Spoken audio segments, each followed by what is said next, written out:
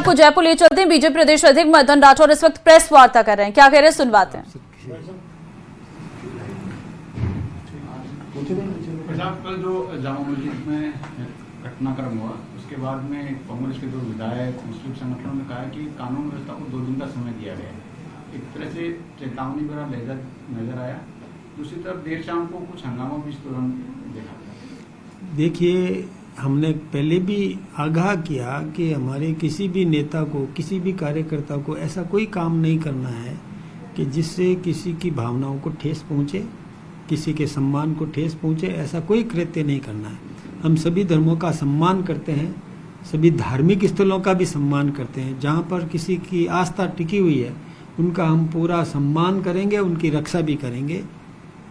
इसमें यदि जैसा कि मीडिया में प्रचलित है, जब सबसे पहले मुझे पता चला तो सबसे पहले मैंने मेरे विधायक को टेलीफोन करके आगाह किया और ये भी कहा कि आप, हालांकि उसने मुझे आश्वस्त किया कि मेरी कोई ऐसी मंशा नहीं थी, मैं तो लोगों को रोकने के लिए गया था, लेकिन मेरा ये कहना है कि लोग जाए ही क्यों, रोकने की ज़रूरत पड़े। हम सबको ये सारा प्रयास करना चाहिए और मैंने उनको कहा इसका प्रायश्चित करो।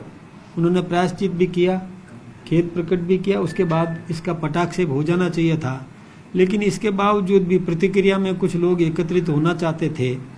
अच्छा हुआ कि वो एकत्रित नहीं हुए, नहीं तो क्या होता है कि एकत्रित होने के बाद में सबको कंट्रोल कर पाना कठिन होता है, जिससे बहुत बड़ी कोई ऐसी घटना भी हो सकती थी जिससे शांति व्यवस्था भंग हो जाए।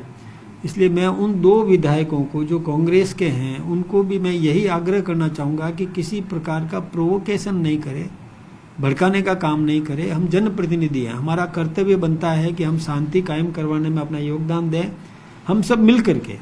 और ये एक ऐसा मामला है कि जिसमें न कांग्रेस है न बीजेपी है, सभी एकजुट होकर के इस देश के उत्थान के लिए, देश के में शांति कायम हो इसके लिए, और जो आतंकवादी है उनको दंडित करने में अपना जो कुछ भी योगदान दे सकते हैं हम सबको मिल करके देना चाहिए।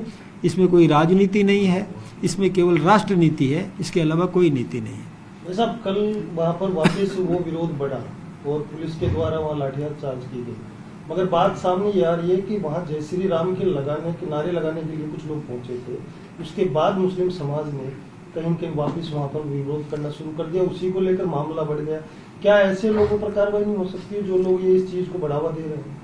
देखिए, मैं फिर कहना चाहूँगा कि न तो कोई किसी को प्रोवोक करे, अपनी आस्था है वो आस्था है, वहाँ पर वो निभाए, किसी दूसरे की आस्था को चोट नहीं पहुँचाए। ये बहुत ज़रूरी है। ये हमको विशेष रूप से इस बात का सबको ही ध्यान रखना चाहिए। क्यों करें हम अपनी पूजा पद्धति, वो अपनी पूजा पद्धति से करें, हम अपनी पूजा पद्धति करें, कोई दिक्कत की बात नहीं है। हम उनका भी सम्मान करें, वो हमारा भी सम्मान करें, हम सब मिल करके और एक दूसरे की आस्थाओं का सम्मान करें। इसमें दिक्कत कहाँ है? करना नहीं चाहिए। इसमें किसी को भी भड़काने का काम नहीं करना चाहिए, और जो भड़काने का काम कर रहा है तो जनता उसको तिरस्कृत करे कि भड़काने का काम जो भी करता है, कोई भी करता है, उसको बिल्कुल सम्मान नहीं दे, तो अपने आप समझ में आ जाएगी कि मुझे ऐसा कृत्य नहीं करना चाहिए। ज्ञानदेव आहूजा पार्टी कार्यालय में आए हैं। गुलाबी नगरी जयपुर की 4 दीवारी क्षेत्र में बिगड़े माहौल के बाद में अब हालात पूरी तरह से काबू हैं।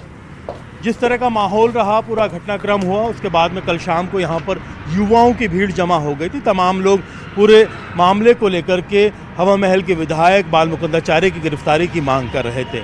इस मामले में पुलिस को लाठियां भी भांजनी पड़ी। देर रात तक यहाँ पर पुलिस ने फ्लैग मार्च किए, लगातार पुलिस की तैनाती रही, स्पेशल टास्क फोर्स को लगातार यहाँ पर लगा करके रखा गया। अब पूरी तरह से आप देख सकते हैं कि यहाँ पर ट्रैफिक पूरी तरह से चालू है, शांति व्यवस्था बनी हुई है। पुलिस ने जो 5 अलग अलग थानों को लगातार गश्त करते रहने और शांति व्यवस्था की अपील करने की यहाँ पर व्यवस्था की हुई है, जिससे आसपास की कॉलोनियों में सभी जगह लोगों से बातचीत की जा रही है। ये पूरा जब घटनाक्रम हुआ था तब यहाँ पर जो है लोग काफ़ी नाराज़ हो गए थे। दरअसल पहलगाम जो टेरर अटैक हुआ था उसको लेकर के बड़ी चौपड़ पर जो विधायक हैं हवा महल के बाल मुकुंदाचार्य, वो प्रदर्शन कर रहे थे। उन्होंने प्रदर्शन करने के बाद में अपने समर्थकों के साथ यहाँ आकर के मस्जिद में ऊपर चढ़ करके पोस्टर लगा करके पैर से जब उसको लातें मारी, तो इस चीज़ का वीडियो रिलीज़ किया गया बाद में जामा मस्जिद कमेटी की ओर से, और मामले में FIR दर्ज करके जल्द से जल्द कार्रवाई की मांग की गई। वीडियो के वायरल होने के बाद में लोग काफ़ी नाराज से भड़के हुए थे। उनकी मांग थी कि बाल मुकुंदाचार्य को इस पूरे घटनाक्रम को लेकर के जल्द ही गिरफ्तार किया जाना चाहिए। हालांकि पुलिस ने आश्वासन दिया कि इस पूरे घटनाक्रम में पूरी न्यायिक कार्रवाई की जाएगी। पुलिस ने हालात को तत्परता से संभालते हुए पूरी गश्त की व्यवस्था की, लोगों की समझाइश की, जहां ज़रूरत पड़ी वहां बल प्रयोग भी किया।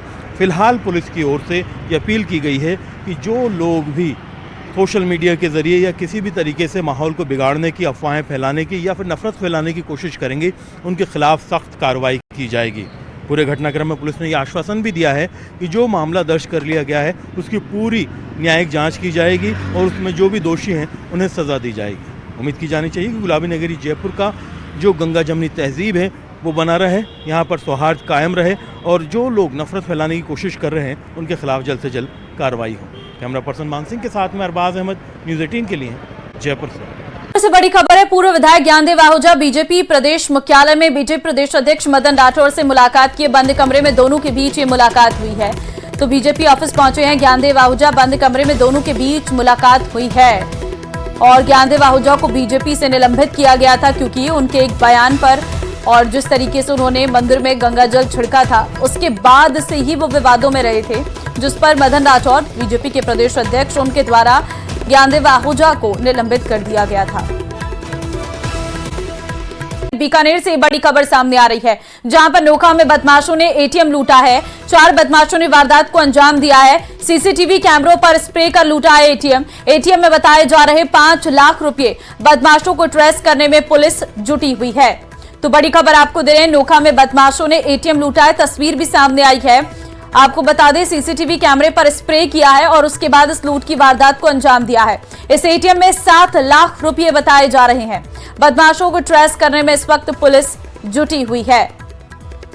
तो नोखा में बदमाशों ने एटीएम लूटा है, ये जानकारी सामने आई है, जिसमें 7 लाख रुपए थे। 4 बदमाशों ने इस वारदात को अंजाम दिया है।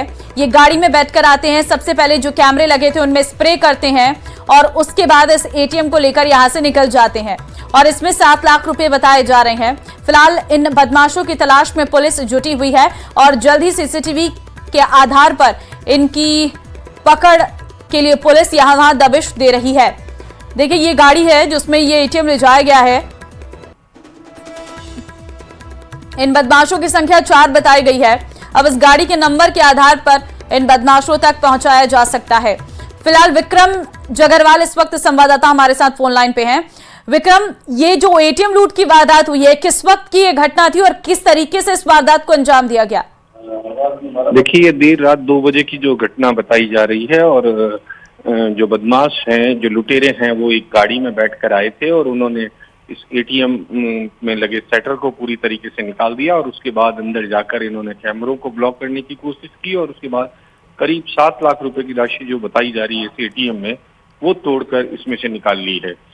कक्कू क्षेत्र का ये पूरा मामला है जो कि जसरासर थाना क्षेत्र में आता है और फिलहाल जो पुलिस है वो संदिग्धों की तलाश में जुटी हुई है और ये पता लगाने की कोशिश की जा रही है कि कौन ये लुटेरे थे जो इस पूरी घटना को अंजाम देके गए। क्या इस गाड़ी में कोई नंबर प्लेट थी? क्या इसके हिसाब से कुछ बदमाशों तक पहुंचा जा सकता है? क्योंकि सीसीटीवी कैमरों में तो स्प्रे कर लिया है उन्होंने। जी, गाड़ी के नंबर जरूर आए हैं और पुलिस वही पता लगा रही है कि ये गाड़ी किसके नाम से रजिस्टर है और कौन वो लोग थे। तो अभी पूरी तरीके से पुलिस की टीमें इनके पीछे लगी हुई है और जल्दी ये पता चल पाएगा कि ये लुटेरे कौन थे और कहां से आए। ठीक है विक्रम, बहुत धन्यवाद आपका तमाम जानकारी देने के लिए।